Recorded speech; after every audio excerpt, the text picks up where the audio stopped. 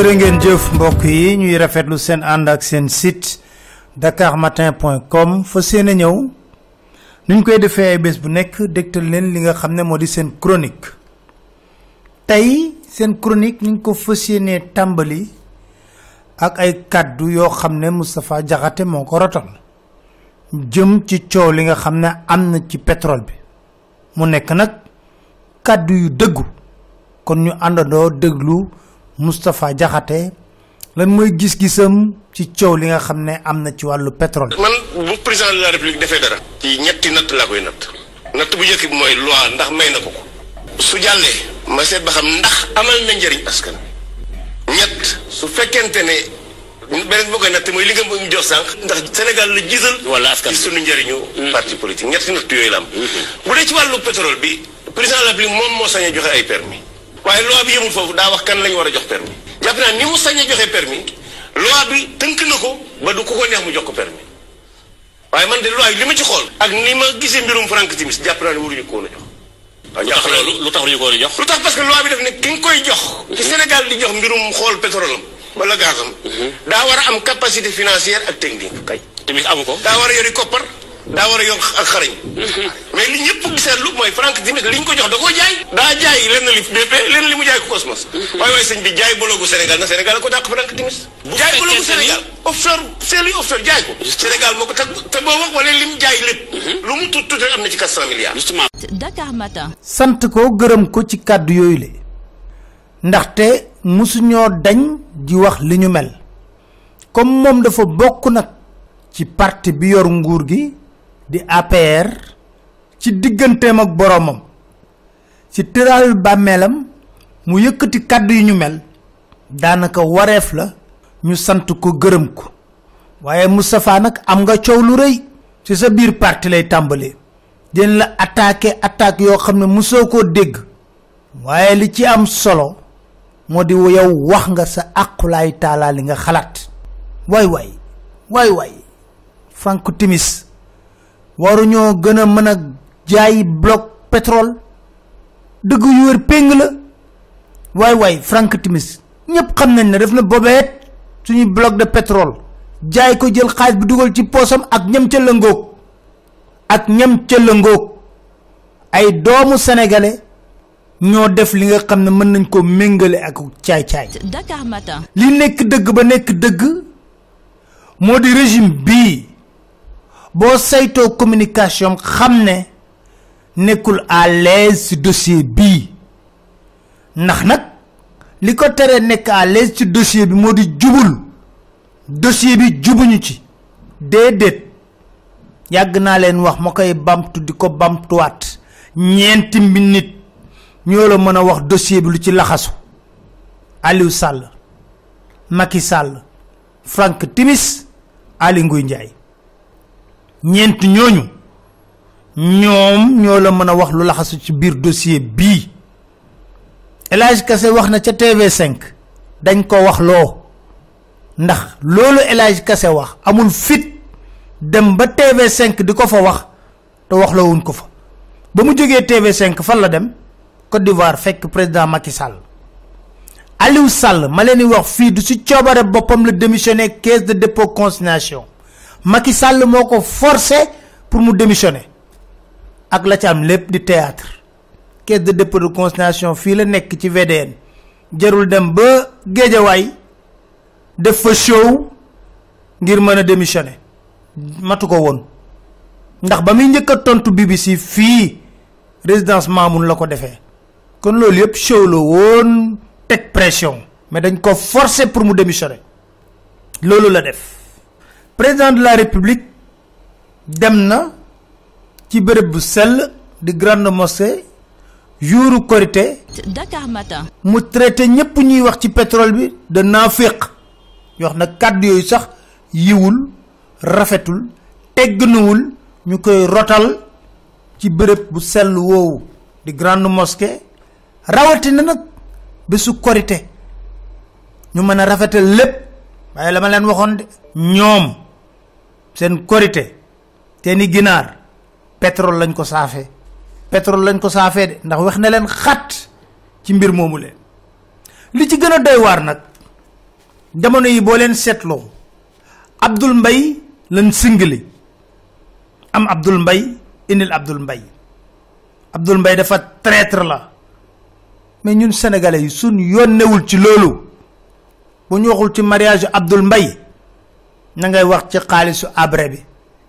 mais may laaj ca dong nag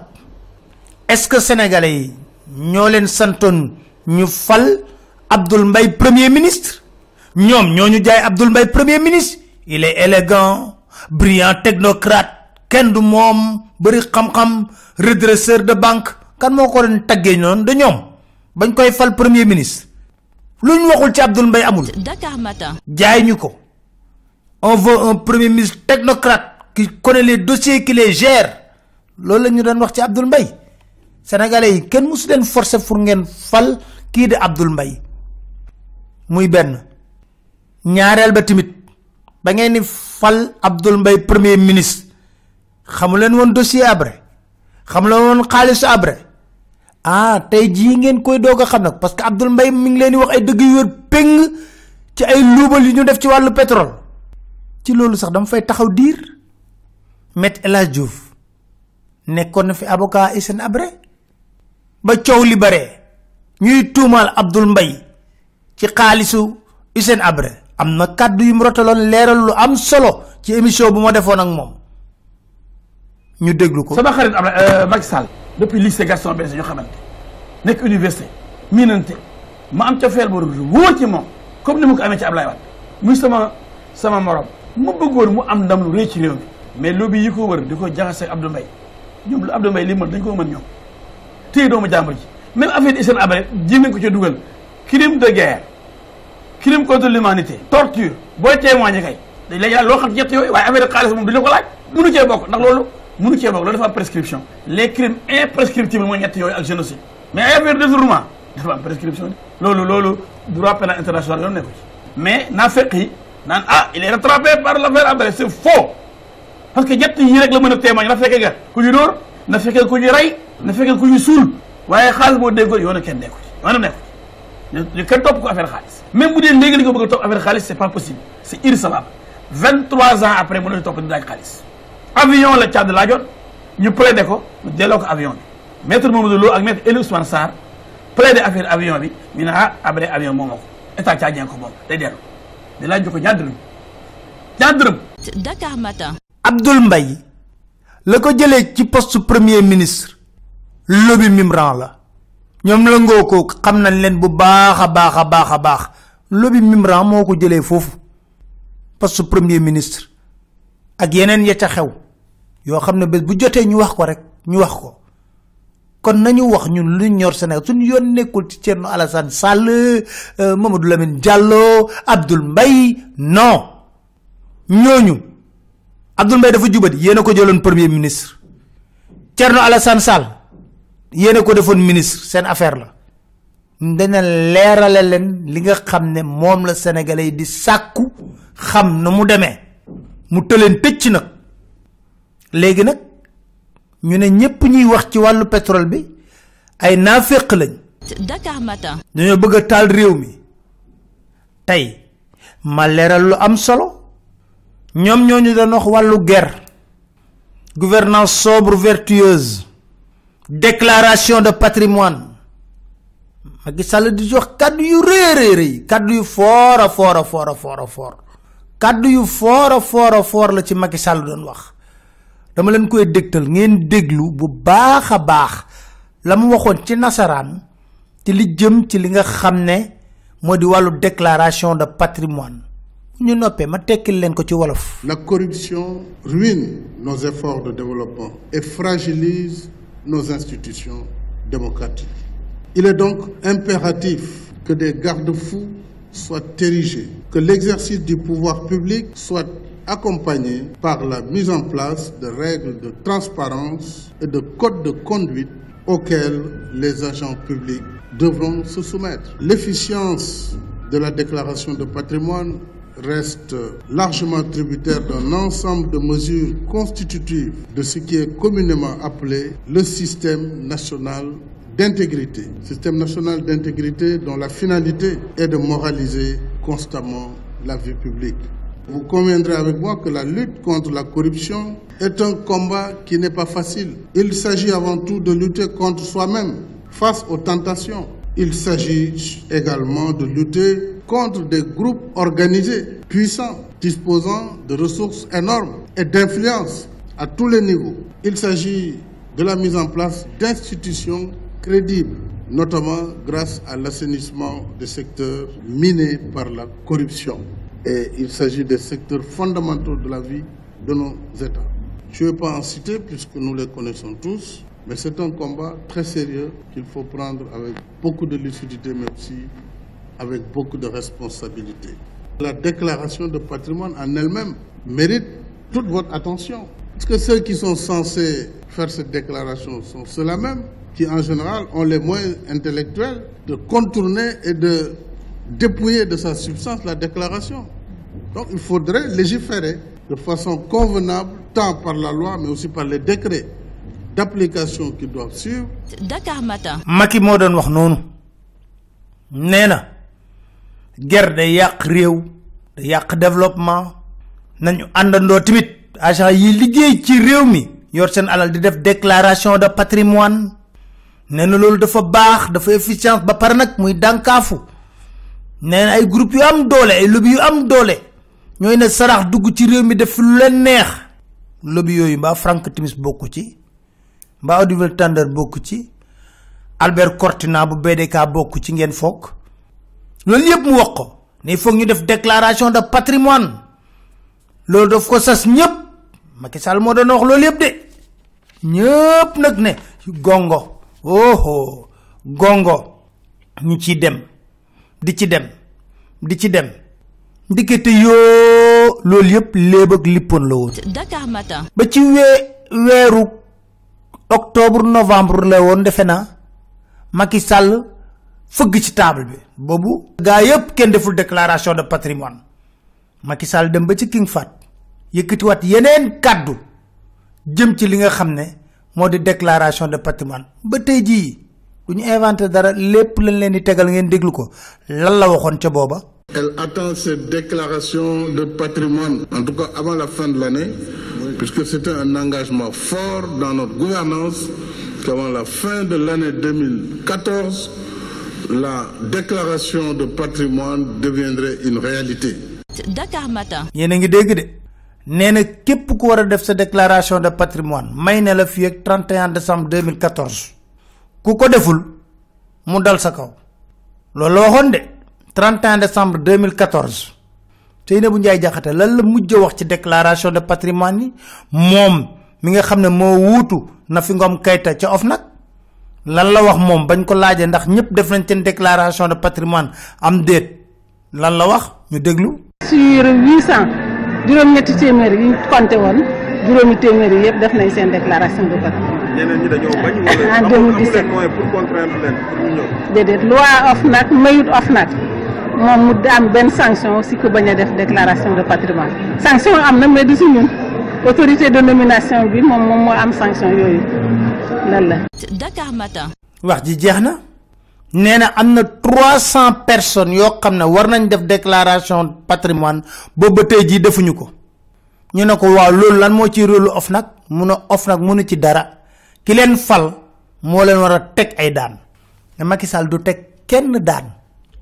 ndax ci moom la ñuy njëkkee du teg kenn daan laa la wax ci mbir mi ndax ci moom la ñuy njëkkee lu tax 2012 bañ ko falee président dafa def déclaration de patrimoine ne lii la am coow li bari lool ñu ne 7 milliards la ay nitam nee na du 7 milliards ñu ne 8 milliards la coow li bari na lool amaana ñu jàpp na defoon na déclaration de patrimoine ñu falaat ko 2019 muy ñaata 7 ans mu yor nguur gi. Dakar Matin. buy duggaat dafa war a def déclaration de patrimoine ñu xam lan moo yokk ci moomeelam wala lu ci wàññeeku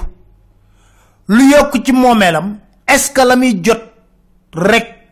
ci payoor wala ci ay fonds politique war na ko may moom moomeel yu nu mel wala yu lu toll mu leer ci bopp nit ñi parce que amul njariñ nga def déclaration de patrimoine 2012 ñu falaat le 2019 kenn xamul da nga yok wala da nga wañi yok sax la gëna japp juroomi wéré ngay ni ñuy xaar déclaration de patrimoine am mu wax ñu pour te dire dama ne dañuy bayyi seulement bi sob bi di jema dox ci xelu sénégalais yi do togué def ngan di discours oui la corruption hein rien ne sera plus comme avant wax ji dafa gëna yes du mom rek ministre yi nga xamné dal leen dak Dakar Matin wala ñu reconduire leen té ñu defon déclaration de patrimoine war nañ delu ñu xol est-ce que ñom ci diir ba ñu nekké ministre ak déclaration de patrimoine bu ñu defon ak biñu wara defaat ni lan mo ci wutale dañoy yok wala dafa wañéku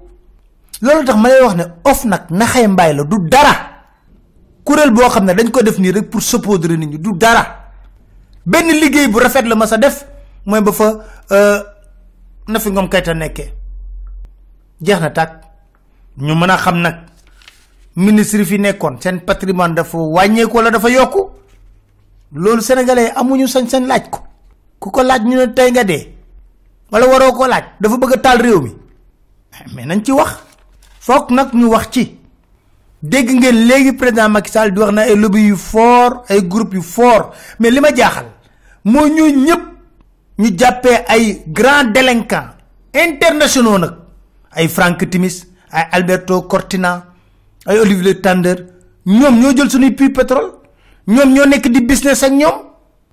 BDK bi Banque de Dakar bañ koy ubbi mom mo leen recevoir bir palais mo leen recevoir Alberto Cortina yëkëti kaddu di wax élément bi intégralement sax la la nit tégal ngeen déglu ko journal télévisé RTS élément bi intégral lay tek ngeen déglu ko ngeen dégg ni présentateur bi di introduire mbir mi ni Albert Cortina and ak ñom Frank Timis ak wayu yoy ñew taxaw bir palais ñu recevoir leen ñu déglu leen.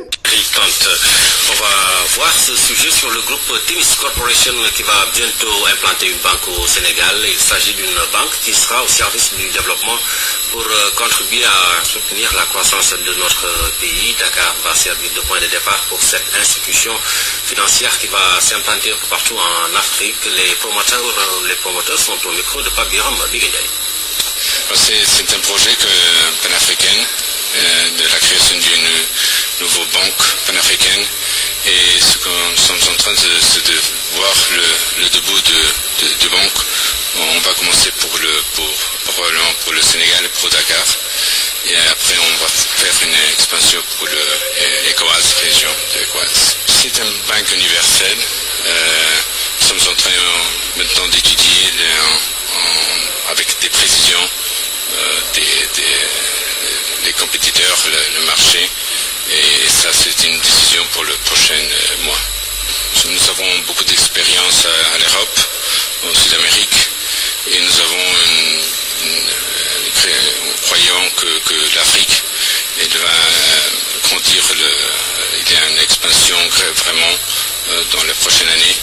et nous croyons que le Sénégal, c'est un marché que va grandir dans les prochaines années aussi. Nous croyons que l'Afrique est le continent du XXIe siècle. Je crois que le développement, non seulement de la population, sinon le développement aussi de la classe moyenne, va être dans les prochains 10, 20, 30 ans si énorme qu'il y a quantité de choses à faire. Et la bancarisation des pays est une des choses les plus importantes. Pour bancariser un pays, c'est comme les infrastructures. Si les infrastructures n'existent pas, c'est difficile, non? Ça, c'est la banque, c'est la même chose, non? Ce sont des services publics ou des services privés ou des services, en tout cas, on peut signaler un peu pareil les infrastructures ou la banque, non? Alors il faut développer les services pour les citoyens. Dakar Matin. dinañ delu ci wat ci BDK ña fa nek ak ñuko yor nañu nekké won ci Petrotim Limited Sénégal ak ñu duggé ci BDK ñoo ñëpp dañ ci delu ci wat parce que lepp mënuñu ko bolendo teunk ci ben chronique delu ci wat timit ci benen mbir boo xam ne jur na coow convention de concession Sonatel bu ñu signé 2016 yàgg naa koo wax ci dëgg-dëgg ñaata milliards ci dugg ñan lañ ci bokkal laaj la ñu ngi ci lijjanti loolu leen sant di leen gërëm di leen dig daje seen beneen chronique seen site dakarmatin.com incha allah.